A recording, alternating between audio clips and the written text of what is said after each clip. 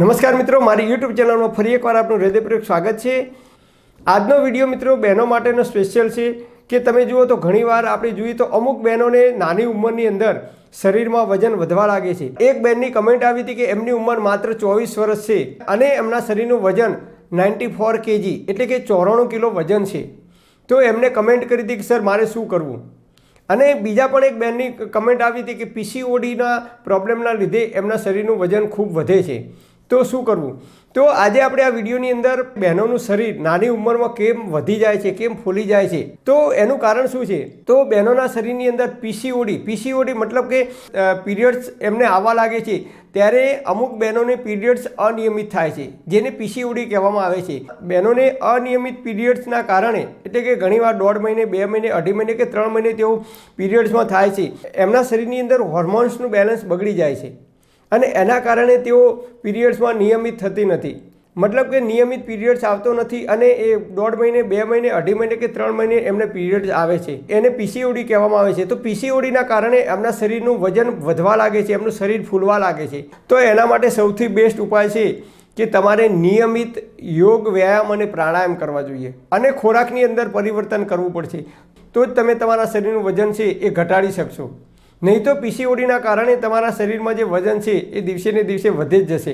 તો એના માટે સૌથી પહેલાં તો સવારે ઉઠી અને તમારે ઓછામાં ઓછું 4 થી 5 કિલોમીટર ચાલવાનું રાખવું પડશે। નિયમિત તમારે ઓછામાં ઓછું 4 થી 5 કિલોમીટર ચાલવાનું।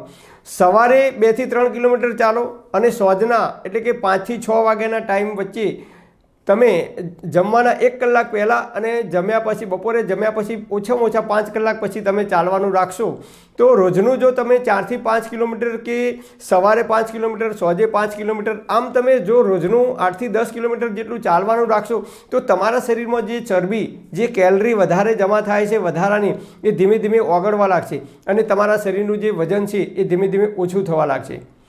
બીજો ઉપાય છે તમારે સવારે ઉઠી અને નિયમિત ઓછામાં ઓછી 10 થી 15 મિનિટ પ્રાણાયામ કરવાના।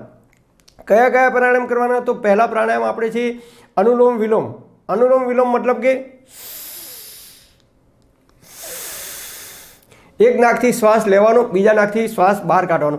આવું તમે નિયમિત સવારે 10 થી 15 મિનિટ સુધી કરવાનું। એ પ્રાણાયામ પૂરો થઈ જાય પછી તમારે કપાલભાતિ, જે બહેનો પ્રેગ્નન્સી છે, મા બનવાની છે, એવા બહેનોએ આ કપાલભાતિ કરવાનું નથી અને જે બહેનોને પ્રેગ્નન્સી નથી એવા બહેનો કપાલભાતિ રોજની 10 થી 15 મિનિટ કપાલભાતિ કરવાનો। કપાલભાતિ મતલબ કે આ રીતે તમારે કપાલભાતિ રોજનો 10 થી 15 મિનિટ કરવાનો। તો તમારા શરીરની અંદર પૂરતો ઓક્સિજન મળશે અને જેના કારણે શરીરની અંદર જે હોર્મોન્સ ચેન્જ થવાની પ્રક્રિયા થાય છે એ હોર્મોન્સનું બેલેન્સિંગ થશે। અને ત્રીજો પ્રાણાયામ છે બ્રાહ્મી, મતલબ કે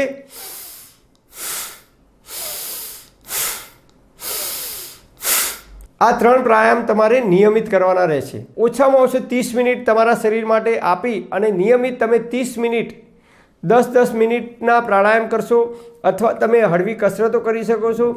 જો તમને સૂર્ય નમસ્કાર આવડે તો સૂર્ય નમસ્કાર તમે 1 કે 2 વખત કરી શકો છો। તો તમારા શરીરની અંદર જે બોડીની અંદર હોર્મોન્સ ચેન્જ થવાની પ્રોસેસ ચાલે છે અને એના કારણે તમારો પીરિયડ્સ અનિયમિત બની જાય છે અને એના કારણે પીસીઓડીના કારણે તમારા શરીરમાં વજન વધે છે, તો એ ઓટોમેટિક તમારા શરીરનું વજન ઘટી જશે।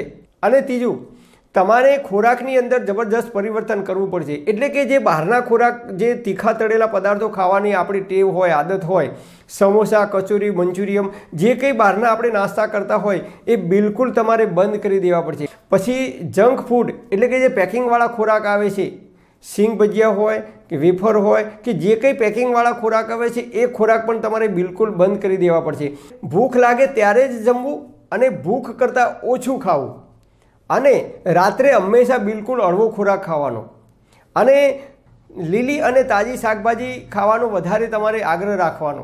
ફ્રીજમાં મૂક્યા વગરની જે લીલી શાકભાજી આવે છે એ તાજી શાકભાજી, ટામેટાં હોય, ગાજર હોય, મૂળો હોય કે જે કંઈ શાકભાજી લીલા આવે છે બજારની અંદર સિઝન પ્રમાણે, એ શાકભાજી અને એ ફળો, એ ફ્રૂટ તમે ખાવાનું રાખશો તો તમારા શરીરની અંદર vitamin B, vitamin C, vitamin A, જેની પણ ઉણપ હશે, કેલ્શિયમની ઉણપ હશે, આયર્નની ઉણપ હશે, તમામ પ્રકારની ઉણપો ધીમે ધીમે દૂર થશે અને એના લીધે તમારા શરીરમાં હોર્મોન્સનું જે ઇનબેલેન્સિંગ થાય છે એ બેલેન્સિંગ થશે અને તમારા શરીરની અંદર હોર્મોન્સનું બેલેન્સિંગ થશે તો તમારો પીસીઓડીનો જે પ્રોબ્લેમ છે એ ઓટોમેટિક દૂર થઈ જશે. મતલબ કે તમે પીરિયડ્સની અંદર ટાઈમસર નથી થતા, અનિયમિતતા છે એ ઓટોમેટિક ધીમે ધીમે દૂર થઈ જશે અને એના કારણે જો તમારું શરીર ફૂલતું છે, વજન વધતું છે, તમારા શરીરનું જે વજન છે એ ધીમે ધીમે ઓછું થઈ જાય.